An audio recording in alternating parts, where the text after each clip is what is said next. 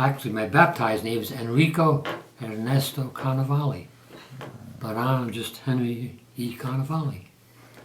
And what else you want to know about me? Born. I was born in February 15th, 1936, in the middle of a snowstorm. And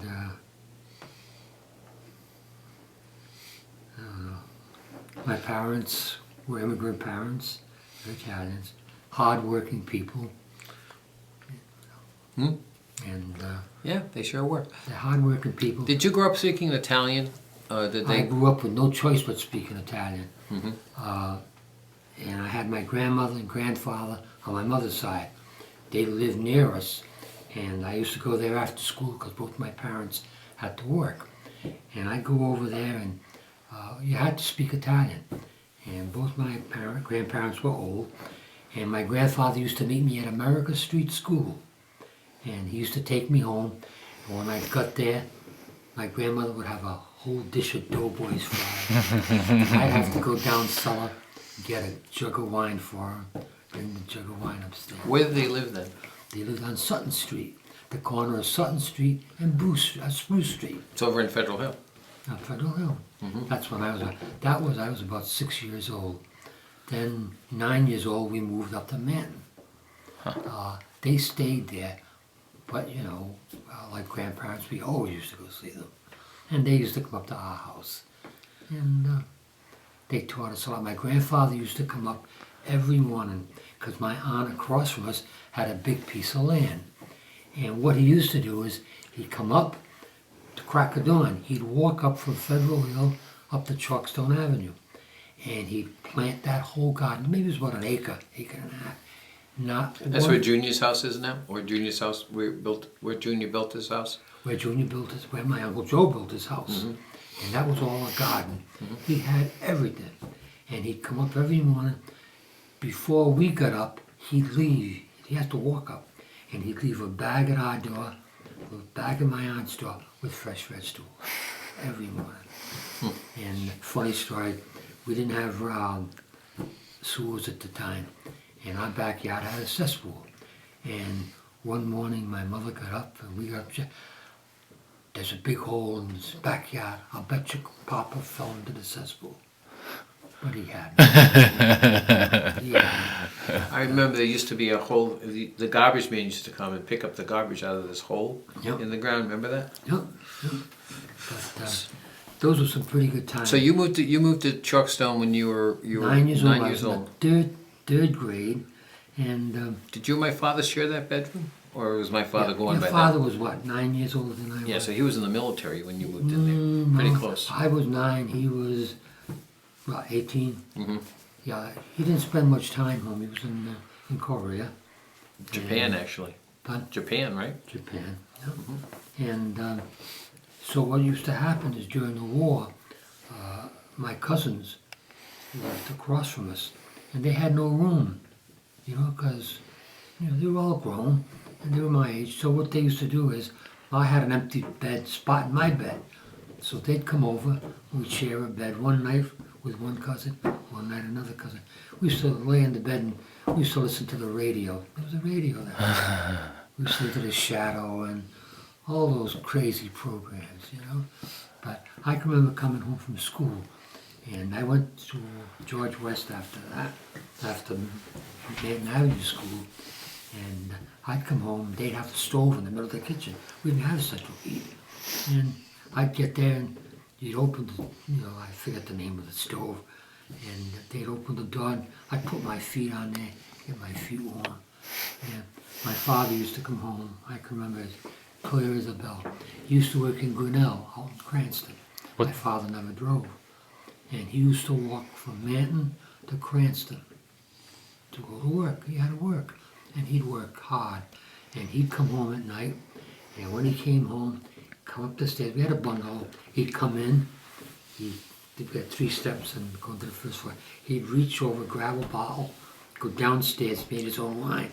He'd fill it with wine, chug it like a bottle of wine, fill it up, and then come up and have supper. He didn't have much education, but he used to shovel sand, and they used to make steel molds. and he used to have to put the sand all around the moles, Oh, okay. you know, and it was hard work, but that's what he did to bring up his family, and which is great, you know. Who were your friends growing up?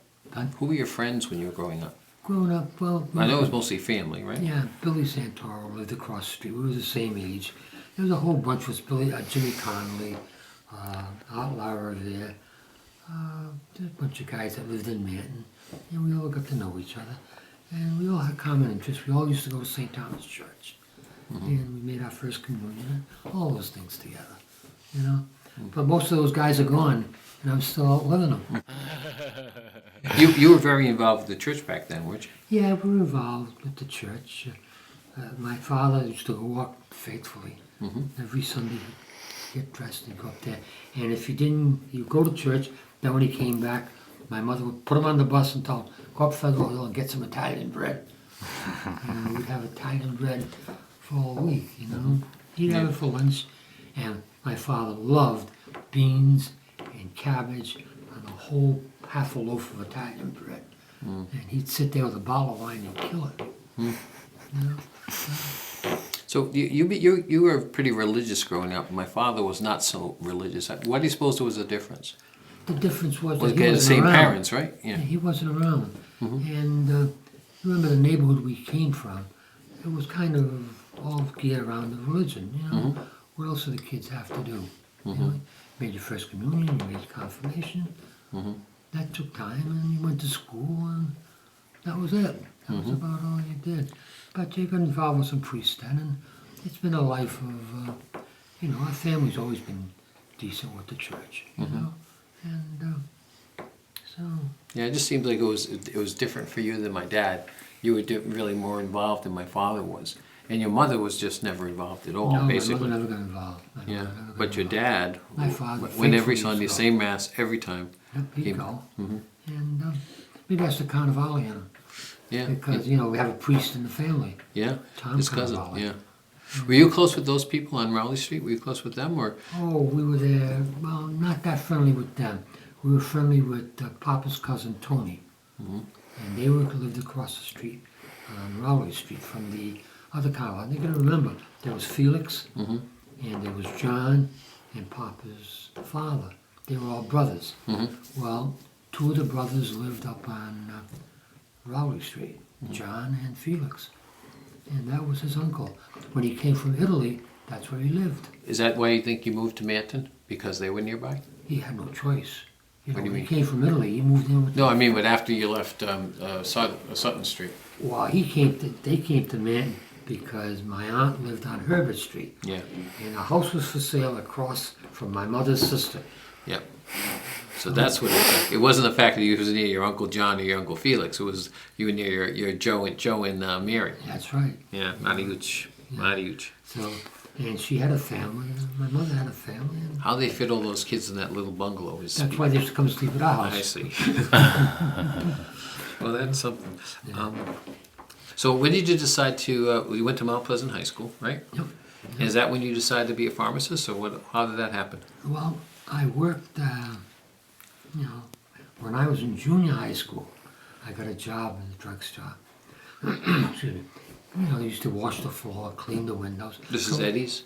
Eddie's Drugstore? Eddie's Drugstore. Where was Eddie's drugstore? You know where Stop and Shop is in Manton? Yeah. Well, that's where Eddie's Drugstore. Oh, really? In fact, ironically, my mother, your grandmother, she always dreamed of the day where there would be a market there, because she used to like to go shopping, like I do. Yeah. And every morning she would go there. It never happened. The poor thing died after 2 or 3 years. They built a Stop and Shop. She used to go down to Oneyville to go to the Grand Central Market. Brand new? The school, Mount Pleasant, was built as a result of the Depression.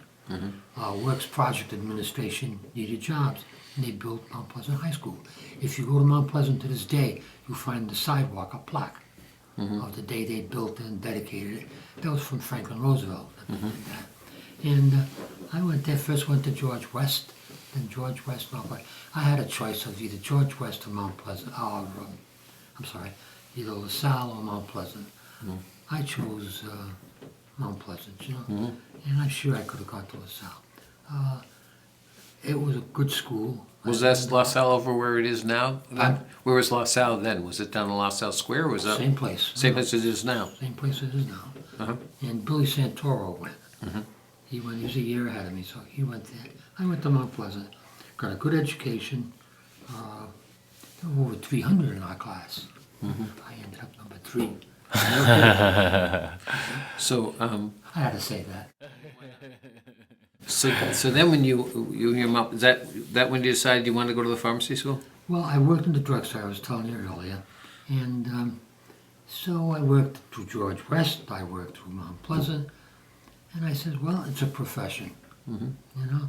So, and it was convenient to go to school without having to be expensive. And it was convenient to get to. So we went to the old College of Pharmacy in Providence. We were the last graduating class. And then it became University of Rhode Island. Oh, wow. I could tell you, the man I worked for, Eddie Lever, was a great guy. You know, he encouraged me. And he was like a father. And you kept on working there even when you were in pharmacy And school? when I went to pharmacy school, I still worked for him. And then when I graduated pharmacy school, he probably couldn't use a full-time pharmacist. I gotta tell you, pharmacists then was lucky to make $30 a week. Wow. Yeah. And, but So come a long way. But you were working at the drugstore when you were in college, Yes. right? But I remember when you graduated, so you must have worked there after you were in college too, right? Yeah, I worked there just temporary. Then I got a job. Where did I get a job? I'm trying to remember. Ann and Hope. That's right. I did get a job at Ann and Hope. And What's Ann and Hope? It's a department. It's like a. They had It's a like pharmacy. it's like a store, like a Walgreens type of store. Oh, okay. But Yeah, I that worked was there. after you met Aunt Sheila. Didn't you meet Aunt Sheila at the drugstore? that was at Eddie's drugstore. Well, tell us how that happened. I just saw her all the time. We lived 2 houses over. Mm-hmm. And so I see Auntie Sheila. And I got to know her. And one So time you led to were another. you were making her coffee cabinets and ice cream sodas. Is that what Well, happened? I made her whatever she wanted. Mm-hmm. Did you put Jimmy's on top too? You put the Jimmy's on top, the I chocolate put the ants. Jimmy's on top. And great. Yeah. It's great. So were you when you got married? Were you still working at Eddie's, or had you left then? Yes, I still work. I- Wait, I'm not done that. How did you know? Come on now. When did you remember when you first saw her? I don't know. It just happens by itself, you know. Yeah. That's what happened. You know, you look and you see her and you say, well, this is going to be my wife. Well, it was a little more than that because we used to go down the beach. We're talking about Yeah, she used to come down. 1958, would you say? 1958, and you'd go on the beach, and we'd be down at Metatuxet, and Uncle Henry would drop Nanon and Papa, And go off to see my wife. and he'd disappear. We never knew where he was. That was later than 58, though. It might have Because we been. got married in 63. Yeah, it might have been later than 58. Maybe Yeah. 1960, Yeah. 61. So where you would drop them off at the house, and then you would go. He disappeared. Nobody knew where he went. Where would you guys go? But Where would you go? I would go down to Matunic. That's where she was. Oh. So What was going on in Matunic? it was a beach. Oh. A beach. But we used to go down, then we'd take a ride, go here or go there, and have ice cream. That's what happens. And a lot of times we used to come back to your grandmother's house. That's right. We used to come back there. And you pick up Nanon and Pa and And drive you them know back. what? It's all family. Yeah, but every Sunday down the beach, right? There'd be a big crowd down there. That was the place to go, right? was Go the down to place to go. Metatuxet. Yeah. And it would be my mother's side of the family, and Nanon and Papa came down there. Sometimes Mary Grace and the boys came down. Yeah. Well, then tenant on King Street, I forget his name, on the second floor, owned a piece of that's land right, at that's right. Metatuxet too. That's right. He was right around the corner from us. Yeah, and they used to go down there, make a field day of it. And my Uncle Sal was a great guy. Yeah. And Anything to get out of the city in those days. The air conditionings weren't around. Yeah. And anything you could do to get out of the city, people would do that. yeah. So then I worked, I don't know, 3 or 4 years in retail pharmacy. And then I said, you know what? That was a really scary time, though. When you were no longer working for Eddie, and then you went to Ann and Hope. That was kind of it was tough. That was a tough time. I think you had just gotten married, and Yes. everybody was really worried about you because you had just gotten married and you didn't have a job, and then that Ann and Hope thing came through. It was in Warwick, wasn't it? Yeah, it was in Warwick. But that didn't last too long. And then I went to work for, I went back to Eddie's, I think. I'm not sure. And then I said to my wife one day, I came home, I said, you know what? I got to tell you one thing before that. When we first got married, my wife said to me, you know, hon, why don't you go away to be a doctor?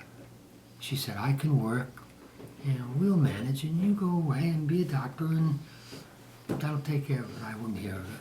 Too bad. Well, she was right, I was wrong. What are you going to do? But anyway, that's what happened. Uncle Henry, before you go any further, was there a moment that you were saying that you could say that you looked at Aunt Sheila and you were like, I'm going to marry this woman? No, I don't think there was any one moment. It's Just like accumulation? accumulation of everything. You know, love doesn't happen just overnight. Oh, yeah. You know, you nurture it. And They not only used to live practically next door to each other, but they had something called a party line. Do you know what a We party line did. is? We Why don't did. you tell them what a party line is? We did. We used to have 4-party line. The telephone company used to stick us all on one line. If the phone rang in my house, it rang in her house. But you had so many rings. Like ours would be 2 rings. Her rings, maybe 4 rings. So you could pick up the phone and listen to her conversations. Well, you really don't do that. Don't do that. But, It was tough because they couldn't call each other. It was on the same party line. Gotcha. and I used to find out all her boyfriends that called her.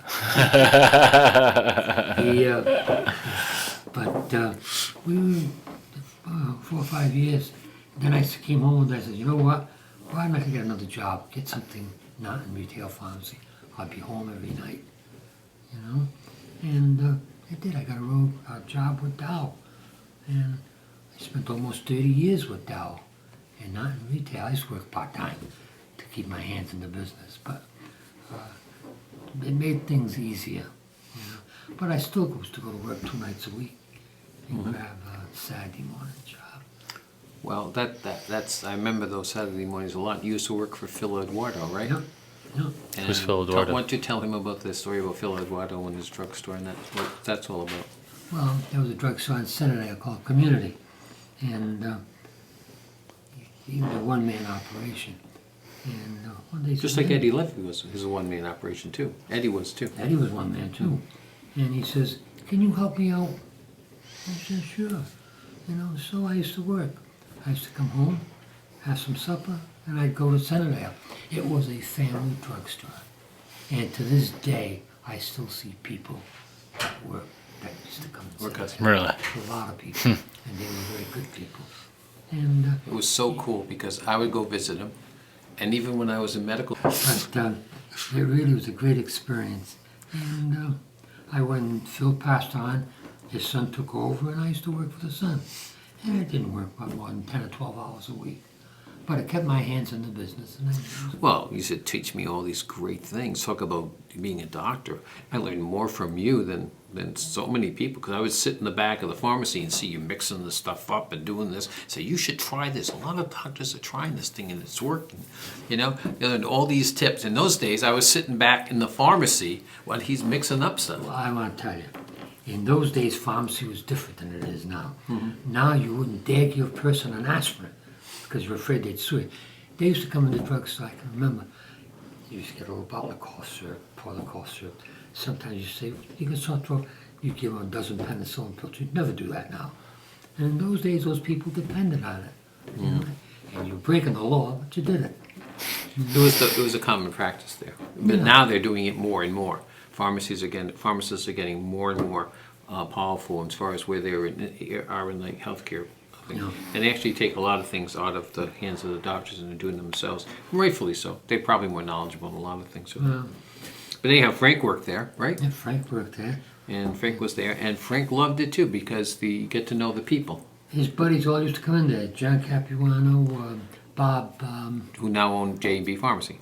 Oh, really? Bob, the other guy, Bob Spinella. Spinelli used to come in. Spinella? Spinella? Yeah, Really? They all used to come in there. that's his Rob father. Spinella's his son. father. I did Boy Scouts with his son, Yeah, Did I? Rob Spinella, yeah. yeah. We're talking about his father. Yeah. But they used to come in and gab with Frank. Then I could tell you something. Well, I shouldn't. Yeah, go ahead. Do it, please. But, Frank was having problems with math. Had a terrible time with that. Do you remember that? No, oh yeah, but yeah, go ahead, tell him so. And I remember Bobby Oast was pretty good. And if you ask Frank, he'd tell you, Bob House used to come down and spend good down time. If Frank needed help, he'd do it. And that's the kind of things that went on, you know. It was a community drugstore. People got to know each other, and, you know, to this day, I see those people, and, you know, it's always hello, how are you? And it's all the relationship you develop with these people, you know. Well, people would come there for a drink, but it would be a soda. And it's sort of like the way some guys use bars now, where it's more socially acceptable for young women, socially acceptable for everybody because there was no alcohol there. Okay, so let me just be clear. When we're talking about pharmacy, that Aunt Julia's, it's not just. This is like the same. It's like a soda pop type place too. It had that, yep. Yeah, it had a fountain. Both of them did. Eddie's had it. But- Eddie eventually had it. Eddie didn't have it when he started. When they did the upgrade, they had it, and that's when It Sheila had a came over fountain. there. It had its fountain. And what year was this? You think? I mean, I'm like. talking about Eddie's Pharmacy. You started working there in the mid-50s. Yeah, Okay, so. And we would not be able to open our Christmas presents until I came. until the lights went off on Eddie's drugstore. So we'd have all the Uncle was the most generous uncle in the world, because you know we were close. We were a very close family then, and it wasn't as big as it is now. So Uncle Henry would always give something really cool. Give my first chemistry set, my first microscope. I mean these fish I could cut open. All these great things he would get. I mean story upon story, Gilbert stuff. He would have a great presents, but we couldn't open them until he was there. So we'd have Christmas Eve dinner at the Nuns, and we'd look out the window, Frankie and I, wait for the lights on Eddie's drugstore to shut off. Because when the lights on Eddie's drugstore had I'd become walk Eddie's, home. then the lights would be off. The next thing I know, he'd be walking in the house. He'd say, great, present time. Before Mary Ellen and Tom were babies. It was just Frankie and I. Frank remembers it real well. You know, Doris used to come down. Yeah. She used to spend time with us, you know. You know, So it's not like the pharmacy it was today. There's more like a general store slash It like was a soda fountain. soda fountain. Soda fountain, Soda the fountain pharmacist in the back. meaning- And soda fountain mean that it had these the blenders that could make the milkshakes. Make milkshakes. Coffee cabinet. Gotcha. Like a nice And it was, what else you guys do there? You had ice cream mostly. we had ice cream, we had Coffee. sundaes, you make Gotcha. cabinets, I don't even be floats. cooking anything, no hot dogs. No. No. It was just ice cream. just ice cream and But, drugs. Yeah, up until about 2 years ago, there was only one pharmacy that I knew of in the state that had a fountain. And that was Delectors down in Warren. Yeah. They were great people, the Delectors were. And they've been around a few years. They all went away. They got bought up by the big Japan farm because Yep. the money wasn't in the soda pop. The money was in the drugs. Yeah. Well, now it's big Well, it's money. ridiculous Big. now. It's enormous money. Yeah. Now It's it's- money beyond all comprehension. Yeah, yeah. And but then when he went to Phil Eduardo's in Centerdale, it was the same sort of thing. People came down. That's why my brother loved it so much. He was always people coming down there, sitting around like he was like a bartender, so to speak. Yeah. But there's no booze, you know. Right, just hanging And out. Uncle would be back and they're filling out the pharmacies, and I'd be over there hanging out, saying, "What are you doing now? What you mixing that?" But then they stopped compounding things. He used to compound things in the Yeah, back. those You put a days are little gone. bit of this, a little bit of that, just grind it up, put it in a bottle, you take it home. This will get you better in 2 or 3 weeks. And nowadays, they don't Now do you just that. take it off the shelf and pour it in one bottle and together.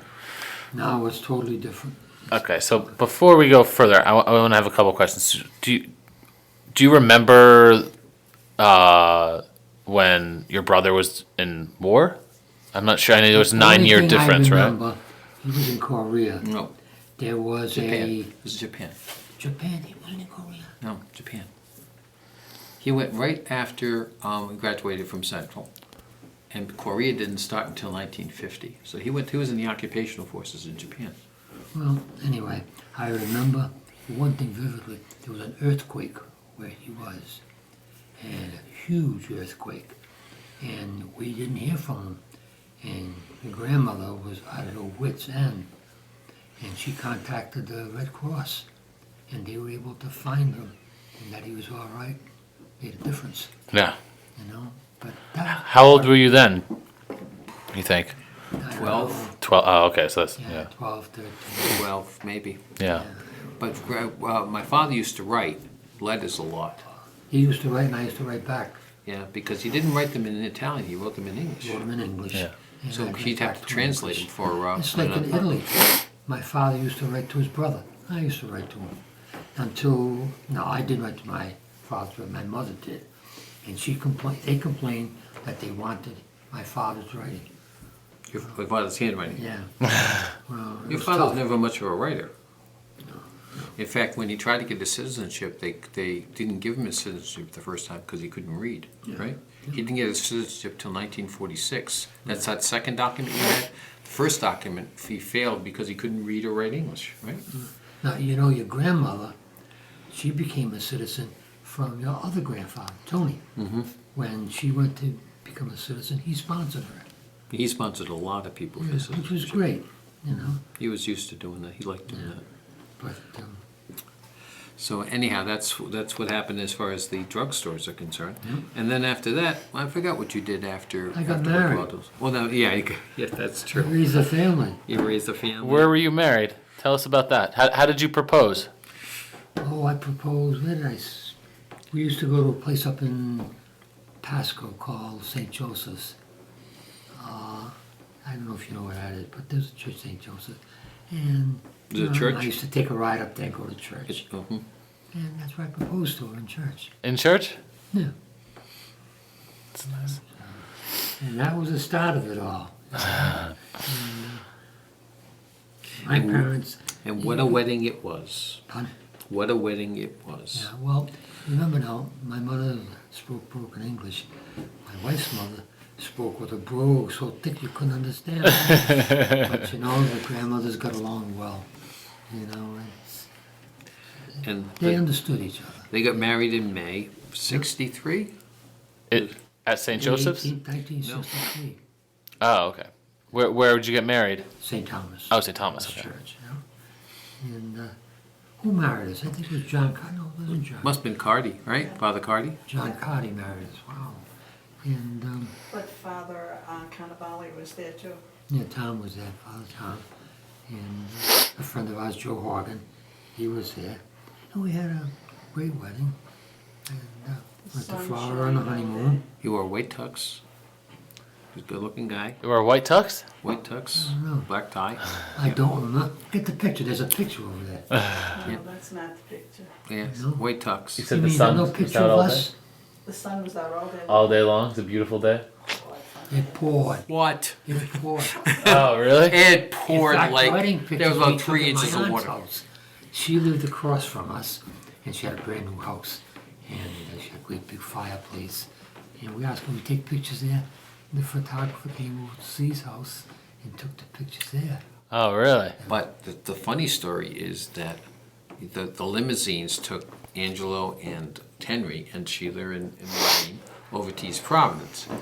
So how was Mom going to get there, right? We had the station wagon, and she had 4 kids. So she had to figure out how to go over that big bridge in East Providence with the kids in the monsoon. It poured. And where you were at 4 acres? Is that where you were? In 5 acres or 4 acres, whatever. it Something was. over there on It was on not Plum Waterman Avenue. Street, but it's really it's near Warren Avenue and 1 block over from Warren Avenue. It's Yeah, not that's there where anymore. It was.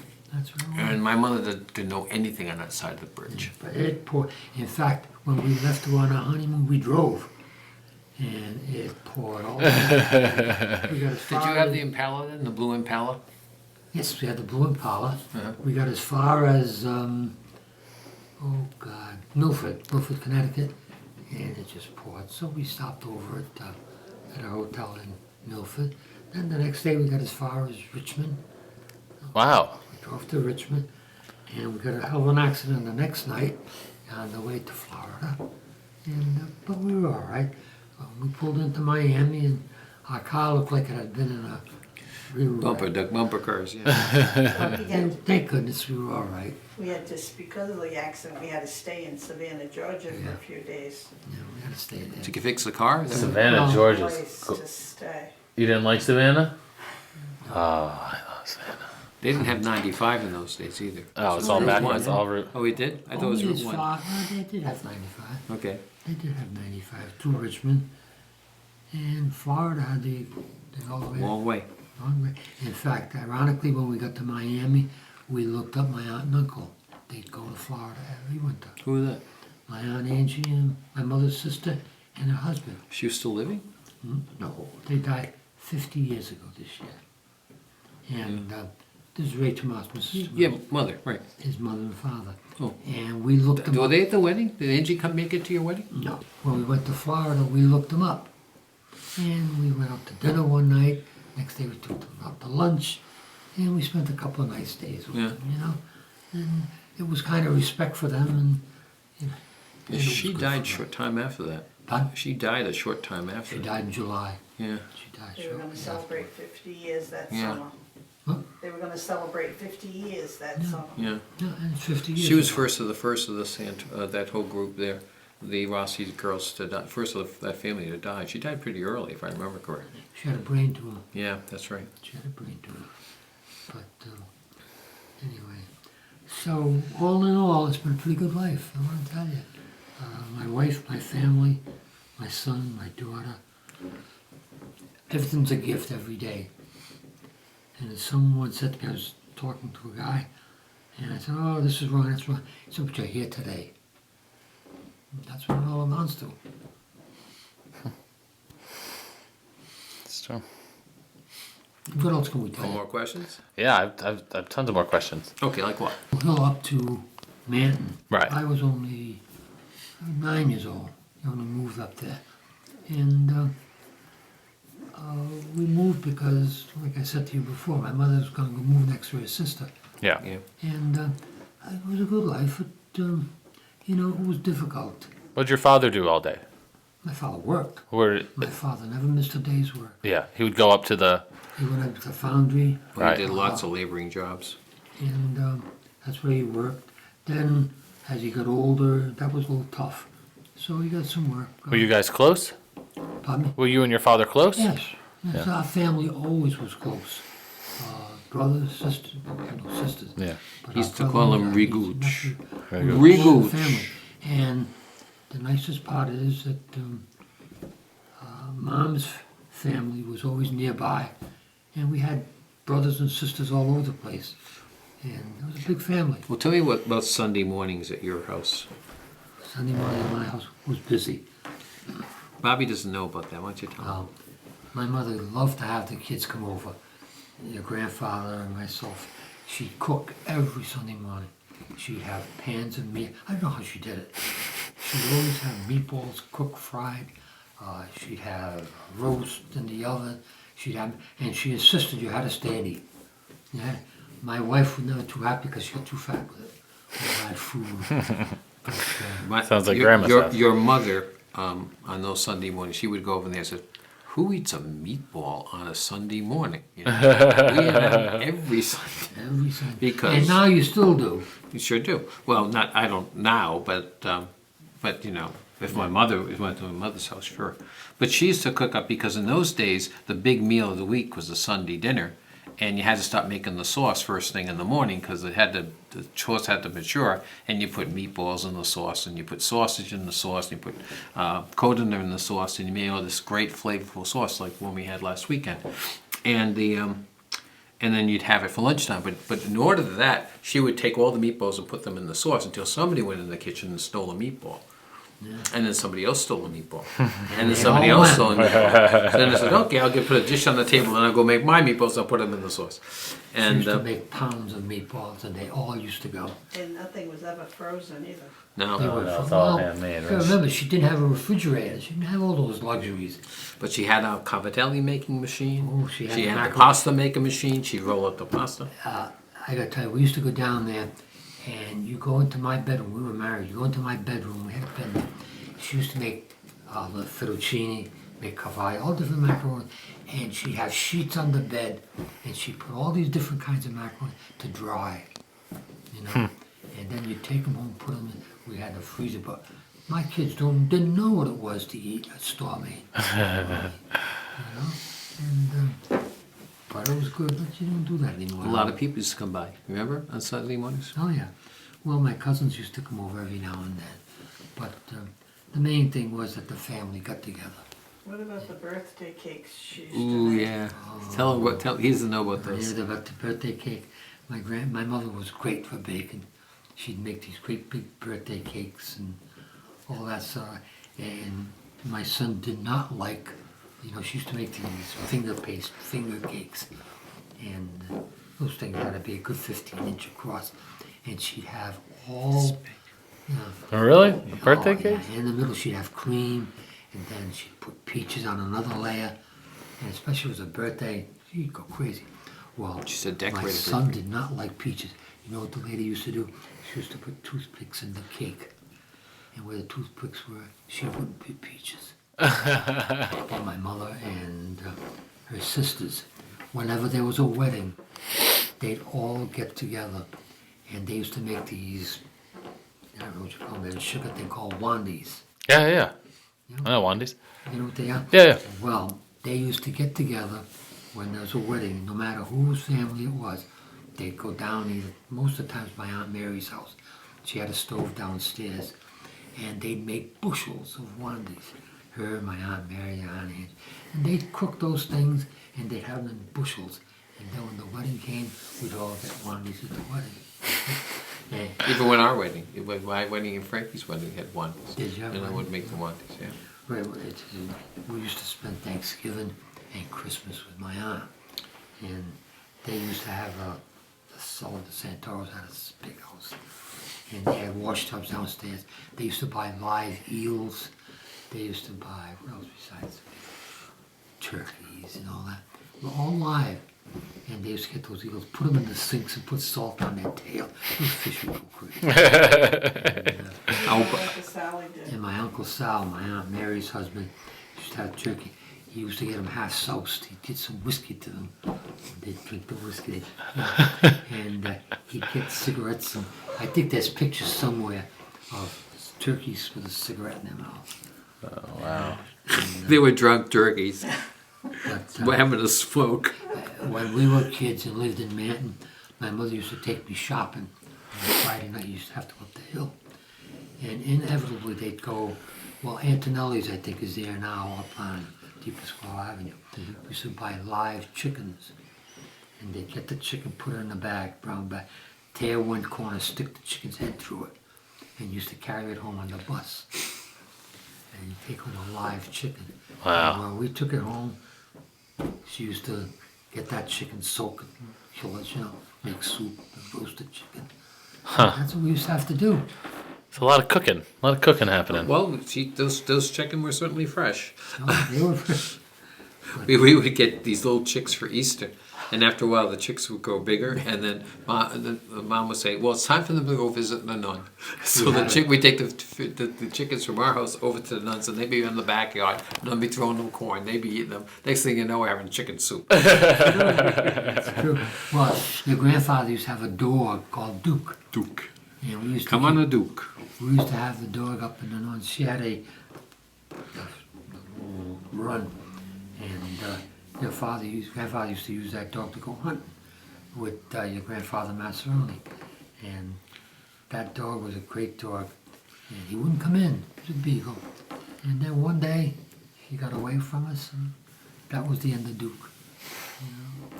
Duke kind of flew in there on an angel and flew away with an angel. We never knew where he came from, never know where he went. He just ran away? No one knew where he went? Well, he used to go out every night. Pop used to let him out, and he used to roam around, and he would come back into the... say, "Come on, a Duke.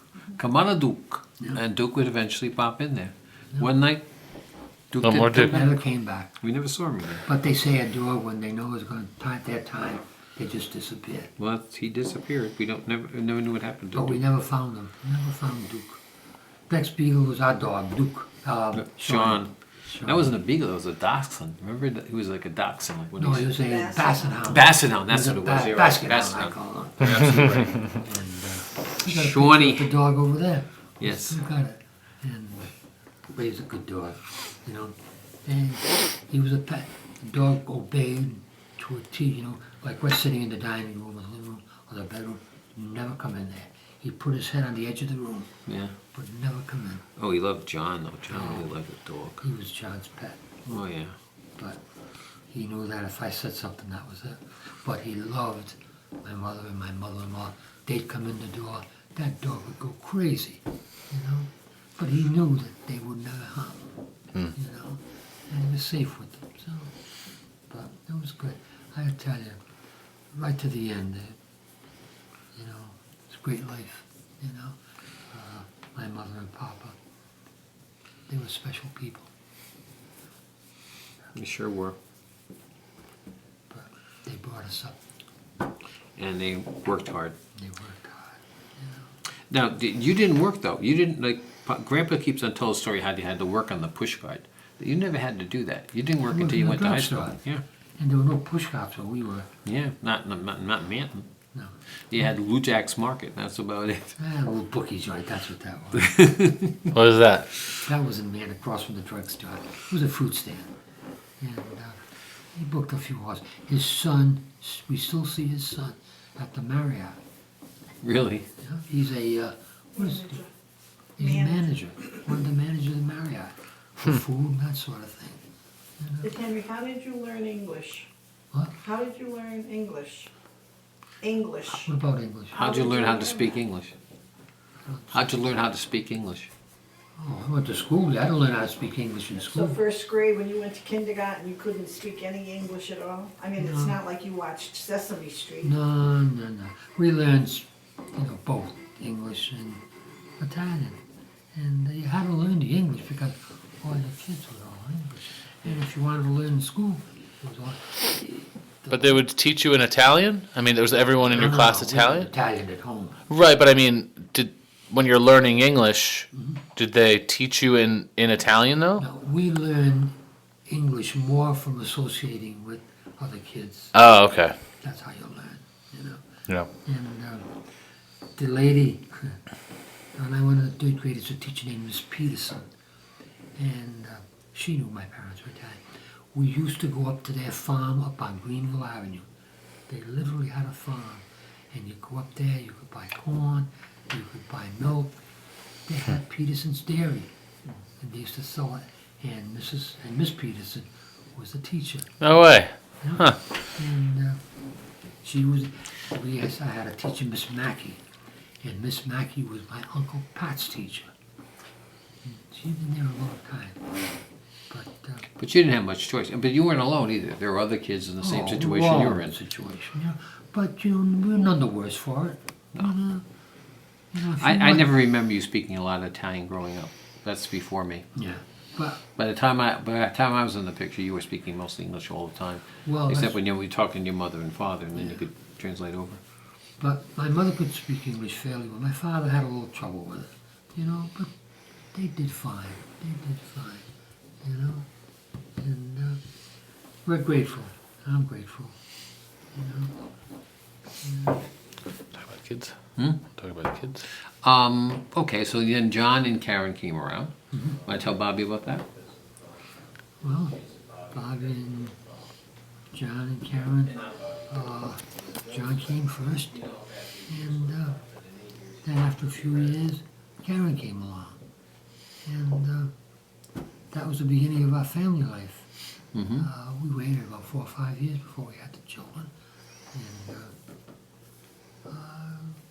they make a big difference in your life, They're always great kids. They were Growing good up. kids. John always worked hard. Karen worked hard. I always put them to work.